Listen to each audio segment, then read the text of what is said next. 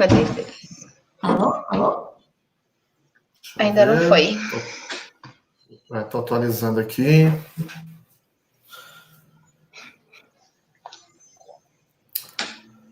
O YouTube ainda não liberou. Eu acredito que o YouTube liberou agora. Natália, você está de tela cheia aí, Natália. Vamos lá. Oi, pessoal, tudo bom? Estou aqui com... Ainda não foi. Não foi? Tá indo? Estou atualizando aqui. Para mim não apareceu ainda. Para mim já está funcionando no YouTube. Boa noite, tantas pessoas comentando. Deu. Boa noite. Liberou agora. Natália, Parece... você está de tela cheia aí, Natália. Legal. Parece que a gente tem 60 pessoas aproximadamente assistindo essa live. Sejam muito bem-vindos, muito feliz por vocês estarem aqui presentes. Eu sou a Natália, conhecida por Nath. Boa noite, tantas pessoas comentando. Deu. A gente está com uma pequena live aqui. Sou a CEO do AGAP, que é uma organização que agremia 60 edtechs em Brasília, faz o monitoramento da evolução dessas edtechs e eventualmente, com alguma frequência, realiza eventos para conectar as edtechs ao mercado educacional. A última edição a gente teve 800 presentes. Infelizmente, nessas épocas, nesses tempos extraordinários, não é mais possível ter aglomerações presenciais, a EdTech Meetup sempre foi muito afeito ao calor humano, mas a gente está tentando se adequar aos novos tempos, né, e transferir um pouco desse expertise e know-how que a gente compartilha entre a comunidade da EdTech Meetup para a web. Então, eu queria passar a palavra para o Renato Müller, que é CEO do Pais a Bordo, uma das edtechs que integra o movimento. Ele vai ser o mestre de cerimônias ou moderador dessa live, que traz para a gente 4 especialistas magníficos de 4 áreas diferentes e de 4 instituições incríveis. Então, com vocês, Renato Müller. Obrigada pela presença, pessoal.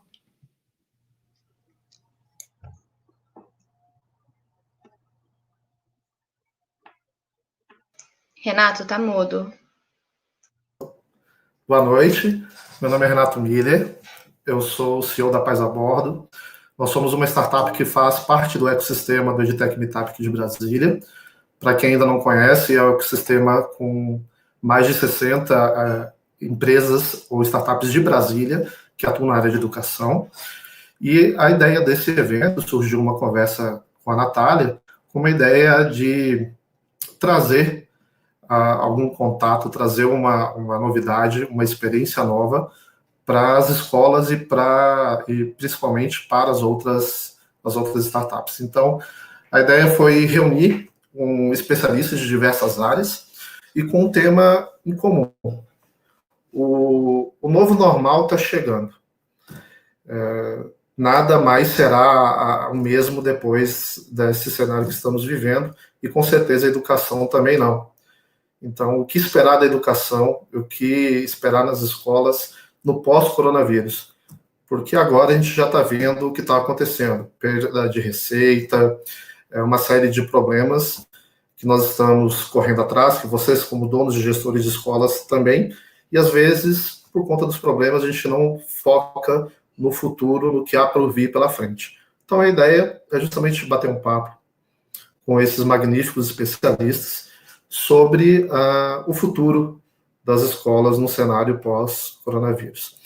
Nós estamos acompanhando aqui as mensagens pelo YouTube e nós vamos tentar abrir para perguntas também, tá? Deixa eu ver se consigo maximizar aqui para mim, para ficar mais clara a leitura. À medida que, talvez, acho que mais no final, a gente abra para perguntas de vocês. Então, façam as suas perguntas aí no chat. Tá bom? Eu gostaria que cada um de vocês, professor Edileu, Marçal, Gabriela, se apresentasse rapidamente para aqueles que caíram aí um pouco de paraquedas na nossa live, para aqueles que assistirão no futuro, porque isso aqui está gravado e ficará disponível no canal da Pais a Bordo. Se puder começar, professor Edileuza. Sim. Uma rápida apresentação. Boa noite. Eu quero inicialmente agradecer a Natália e o Renato e dizer da alegria de compartilhar esse espaço, né, de debate sobre questão tão relevante com o Renato Dutra, o Marçal e a Gabriela. É uma alegria estar aqui com vocês. Eu me chamo Edileuza, né, sou professora, no momento eu estou como professora na Universidade de Brasília, Faculdade de Educação, trabalhando com formação de professores na graduação, na disciplina de didática, e também na pós-graduação com a disciplina Organização do Trabalho Pedagógico, com mestrandos e doutorandos. E desenvolvo pesquisas na área de educação, especialmente na educação básica, com foco no ensino fundamental e ensino médio. Obrigado, professora Edileuza. Gabriela, por favor. Boa noite, Natália, Renato, muito obrigada pelo convite. É um prazer estar aqui com os colegas. Sou publicitária, trabalho no Colégio Sérios e no Colégio Atro. Eu cuido de um grupo educacional, só trabalho com escolas. Eu tenho um time que trabalha junto comigo no departamento de marketing. Nós somos 6 e somos 100% focados em educação. Tenho uma experiência vasta no mercado de embalde marketing e embalde sale. E é um prazer estar aqui para falar sobre educação com vocês. Marçal, as damas já foram, então, por favor. Boa noite, todo mundo, os convidados presentes, ao pessoal da EdTech, Renato e Natália, aos participantes, a professora Edileuza e a Gabriela. Muito bom estar aqui com vocês. Tomara que seja um debate para enriquecer esse momento que a gente está passando, que está bem confuso para todos, né? Eu sou Marçal, sou analista de sistema, com MBA em governança em TI, gerente de tecnologia do Colégio Galois e do Grupo Ecloud, que possui as escolas SEAV Júnior e Ávidos School. Sou uma pessoa apaixonada por tecnologia e educação, e acredito que essas duas vertentes como base para a transformação do mundo. E vamos aqui tentar fazer com que isso aconteça um pouco, né? Transformar um pouco, discutir como vai ser após esse período que estamos vivendo e quem sabe até o que está acontecendo agora também, né?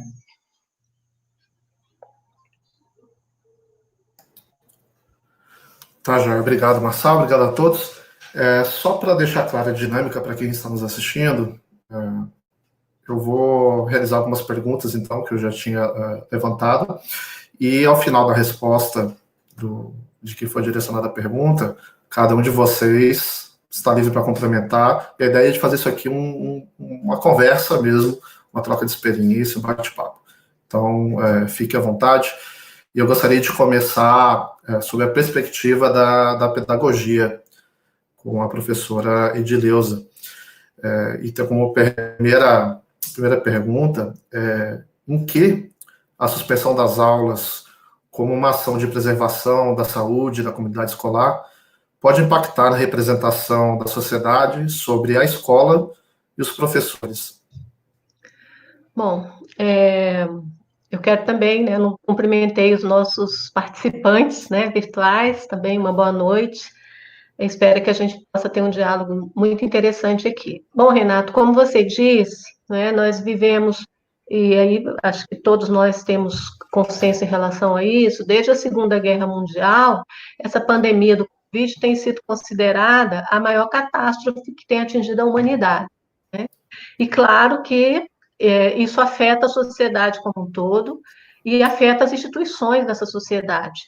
E a escola, né, o campo educacional brasileiro, a gente pensando aqui, essa crise ela é global, mas trazendo aqui para o nosso espaço, né, de país, de região, no campo da educação, essa pandemia, ela agrava um quadro que antes já não estava tão favorável para a educação do ponto de vista das políticas e do ponto de vista do próprio trabalho que os professores têm realizado. Então, eu penso que a pandemia agrava uma crise de um modelo de sociedade, da produção, que reflete nas instituições. E a escola, por ser uma instituição, né, que a gente considera central, que ela reúne cotidianamente quase a população toda de uma cidade, ela sente isso de uma forma muito intensa, porque quando os estudantes deixam de ir para a escola, isso reflete na organização da família, isso reflete na vida do estudante, isso reflete na vida de nós professores.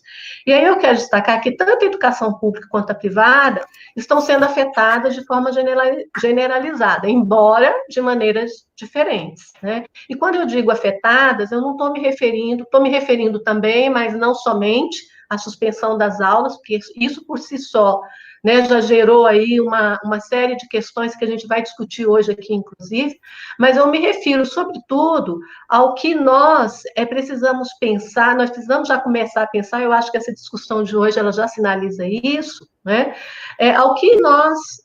o que faremos na educação quando nós voltarmos dessa pandemia, né? Isso pressupõe, inclusive, refletir um pouco sobre o que nós fazíamos antes da pandemia, porque tudo tem relação também. Como que nós estávamos pensando a escola e a educação antes da pandemia e como que nós estamos pensando agora durante e vamos continuar pensando no retorno. Porque todos nós concordamos que a escola não será mais, que a sociedade não será mais a mesma, então a escola também vai passar por mudanças, não é? E aí, para entender esse movimento, para entender como que a sociedade hoje tem visto o papel da escola e o papel do professor, né, como um agente social de mudanças, como um protagonista junto com os estudantes desse processo, eu considero que é necessário a gente situar também o contexto da educação no Brasil nos últimos anos, no que se refere a políticas do campo educacional, né? Que aí a forma como essas políticas são direcionadas para o campo educacional, elas acabam contribuindo para a construção de uma representação do que é o papel da escola, do que é o papel do professor. Então, se a gente pegar, por exemplo, no campo da educação pública, né, a gente tem vivido aí, desde 2016, a PEC 95, ela impõe um teto de gastos na educação, na saúde e outras áreas, que tem repercutido tanto no rebaixamento salarial, na desvalorização dos profissionais da educação. Isso implica o quê? Desinvestimento na carreira, salários, a ausência de políticas de formação continuada dos professores. Por exemplo, quando a gente discute uma nova realidade posta para a escola, no uso das tecnologias, né, da comunicação e informação, como que esses profissionais estão sendo preparados para isso? Que tipo de política a gente tem, né, de investimento nessa formação? E a defasagem de salários e precarização das condições de trabalho. Há impactos também no cumprimento do Plano Nacional de Educação, que é a política da educação para o nosso país, para a educação pública, para a educação privada, para todos os níveis e etapas, que está chegando ao seu 6º ano de vigência com somente 4 metas, com algum avanço, que nós podemos considerar que tiveram algum avanço, e 16 que estão completamente estagnadas. E entre essas metas e estratégias, né, para o alcance da meta, nós temos questões relacionadas ao uso da formação dos profissionais, a valorização dos profissionais, ao uso das tecnologias, e que vão repercutir também nessa representação da forma como a sociedade nos vê. Então, acho que é importante a gente pensar que a crise econômica ela é estrutural. Hoje a gente vive também uma crise de saúde pública.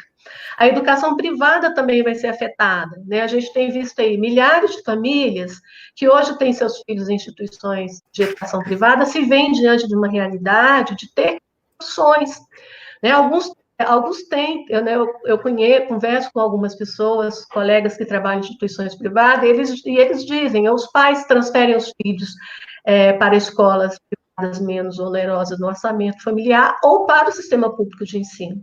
Então, no pós-pandemia, essa será uma realidade que tende a se acentuar, né? Então, a crise, ela pode acarretar fechamento de instituições, gerar desemprego, precarizar o trabalho dos professores nas redes privadas, e isso que poderão, inclusive, ter uma intensificação maior do seu trabalho, rebaixamento salarial. Isso tudo todos esses fatores, eles vão contribuindo para construir uma representação social do que é a escola e do que é o nosso papel. Eu quero chamar a atenção para o fato de que antes da pandemia e durante a pandemia, a escola de educação básica, ela convive com representações sociais que são construídas com base também, a gente não tem como negar isso, com base em uma visão padronizada e modelada que é a escola. Existe um modelo padrão do que seja a escola, né? Então, acho que é importante eu destacar duas perspectivas. A primeira,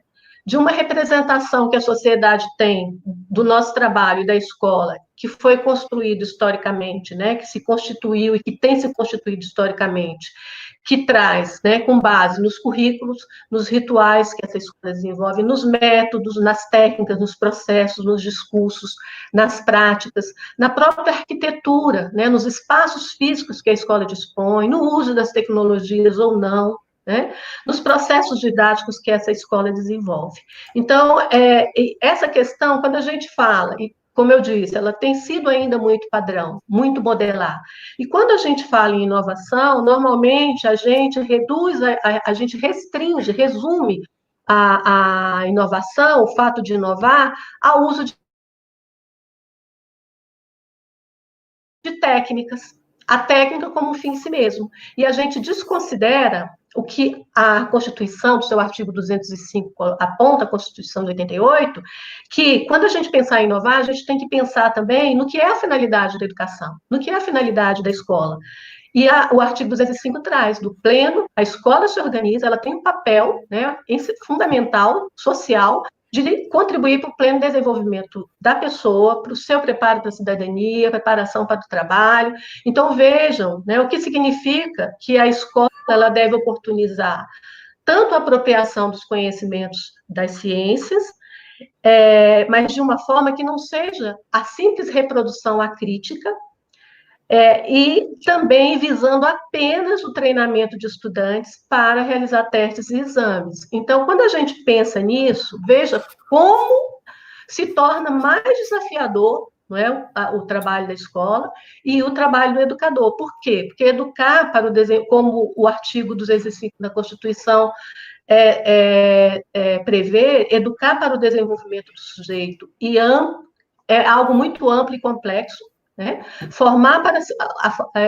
Fazer uma formação cidadã é também muito amplo e complexo. E quando eu fico pensando, né? Acho que para a gente pensar aqui um pouquinho, quanto que nós temos parado nas nossas escolas, os gestores, os professores, os profissionais de apoio pedagógico, administrativo da escola, para refletir sobre essas finalidades. Né? Então, o que significa, inclusive, refletir sobre o papel da escola na sociedade contemporânea? E eu vejo que essa pandemia, eu tenho assistido várias discussões virtuais, e eu vejo que essa pandemia tem nos provocado a pensar um pouco sobre isso, sobre o lugar que a escola ocupa na sociedade. Né? E aí vocês devem estar me perguntando, bom, Edileuza, mas não compete, está tudo certo, a gente concorda com isso, mas não compete somente a nós, professores, gestores, mudar essa situação. Né?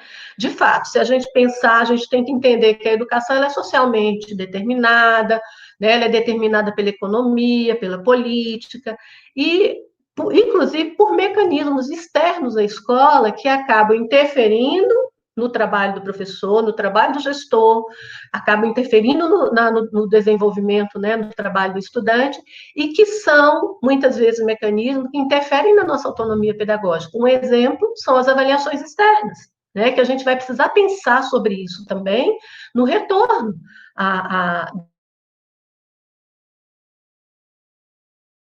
no pós-pandemia. Por que eu estou trazendo essa questão?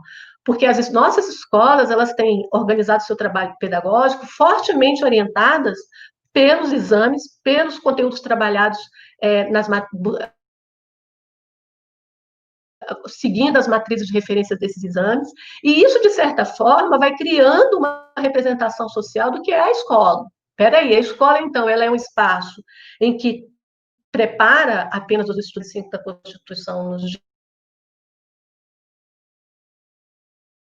diz de formação da cidadania. Então, são questões questões que a gente precisa pensar. Foi um questionário que eu apliquei às atividades escolares encaminhadas pelas escolas nesse que eu queria abordar aqui tem a ver com que essa é a segunda perspectiva que eu gostaria de enfatizar, é que apesar de reconhece a escola pelo seu potencial como espaço importante para a formação dos sujeitos. Uma pergunta, não é,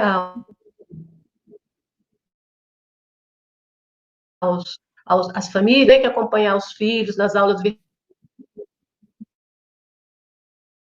virtuais, se eles abririam mão de matricular os seus filhos em uma escola e se eles assumiriam a tarefa de trabalhar os conhecimentos das disciplinas escolares em casa, eles mesmos, né? Como a gente está vendo aí, por meio do homeschooling, né? Que foi assim, surpreendente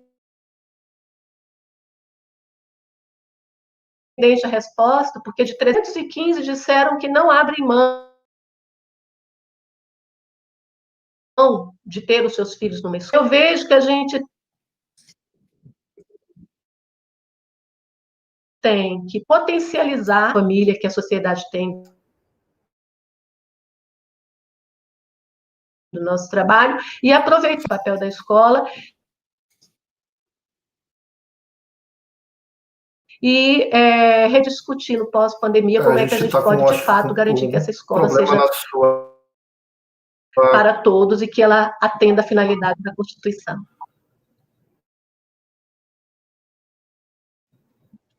Oi? Eu acho que nós fomos um pouquinho prejudicados, professora Edileuza, no final do seu raciocínio, por conta da conexão. Acho que a sua conexão ficou um pouquinho ruim. No final do seu raciocínio, acabou uma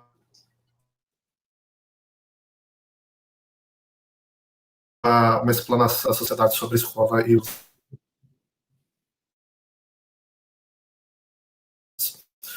alguma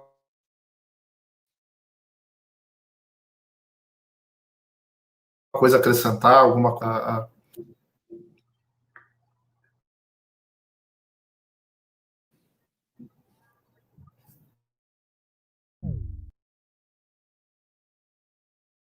Me ouvindo?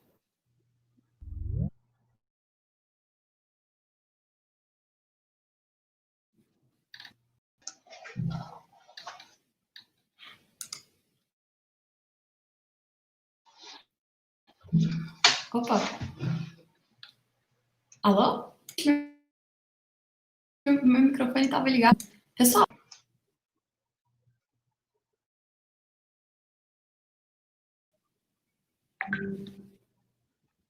Renato? Voltou? Estamos tentando reparar isso.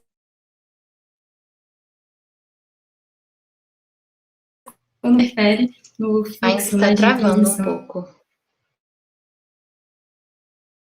De conhecimento. Voltou? A imagem dele ainda não apareceu. A professora Edileuza é extremamente muito bons aqui no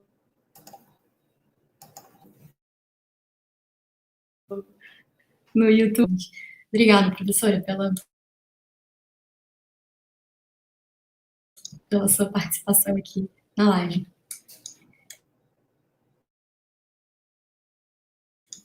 Renato? Renato?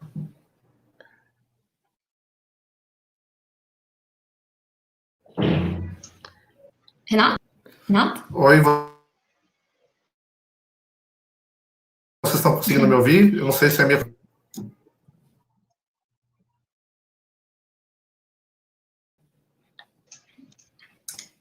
Agora sim.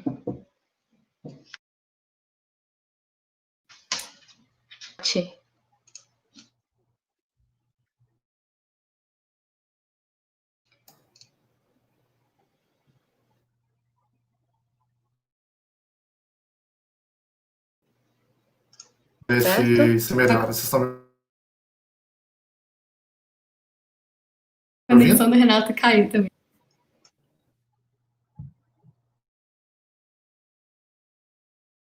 Eu tirei minha câmera. Muito pouco, Renato.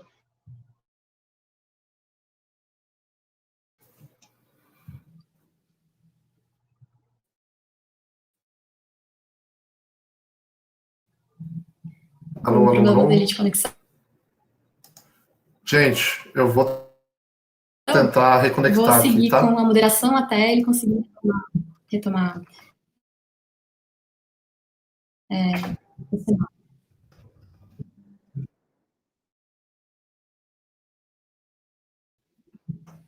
Então vamos lá. A gente ouviu um pouquinho da professora dos impostos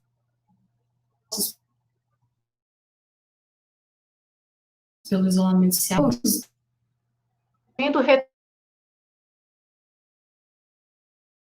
Todas as pessoas que estão mandando pelo celular.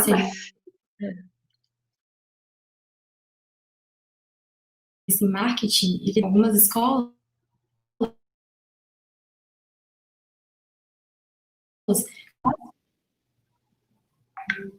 queria que a Gabi compartilhasse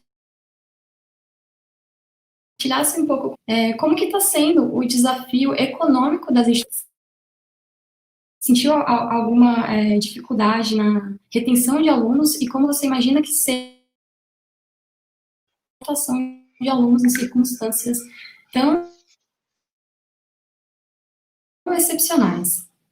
Vai lá, Gabi.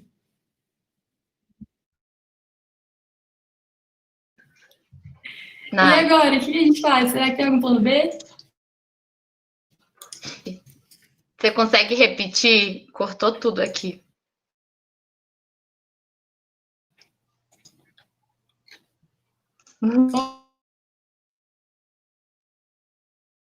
Oi. E eu perguntei quais são os desafios. Basicamente, cortou tudo que